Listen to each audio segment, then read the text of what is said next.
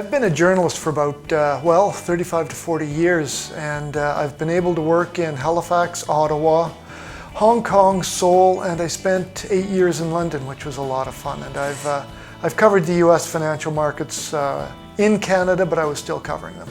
We started Entrevestor 5 years and 1 month ago. We just had our 5th birthday, and it was set up as a vehicle for reporting on the startups that were beginning to develop in Atlantic Canada.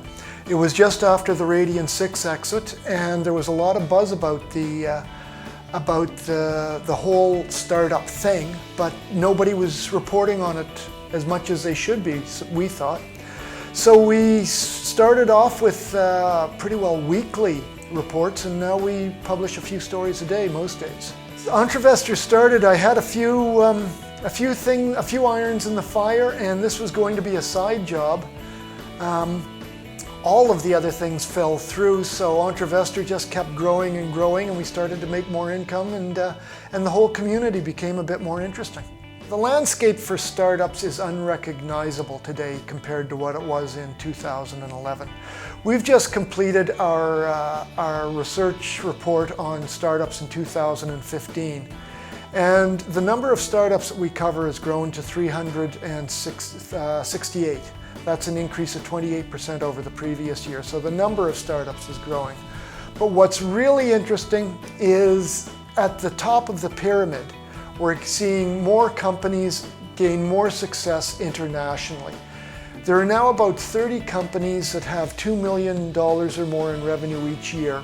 These companies are pretty well doubling their revenue each year. They're still on a growth trajectory.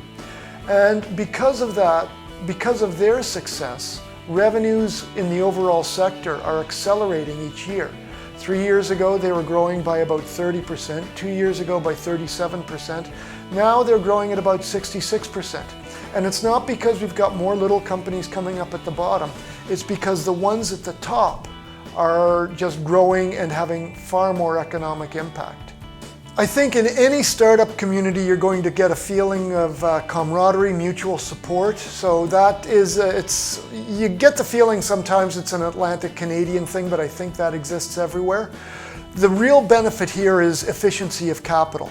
So if you can raise a little bit of money, you've got a lot of opportunities with government programs to get more money, which means you can grow your business more strongly. And the development talent, the professional services tend to cost less here than elsewhere. That's not always the case, but basically if you get a bit of equity financing, you can do a lot more with it. I would say if you're new to the whole thing, and unless you have an experience within an industry, join up with somebody else and learn what's going on. There are too many people who want to be entrepreneurs, but they don't have really great ideas, or they don't have experience within an industry that they can convert into a successful venture. So take your time. We're all living a lot longer. There's lots of time to do it. Learn about the industry, learn about what it takes to go. Don't just jump at any idea that comes along. Take your time and do it right. This is our latest Entrevestor Intelligence Report, which is available right now. You can find printed copies in startup locations around the region, or it's available online at entrevestor.com.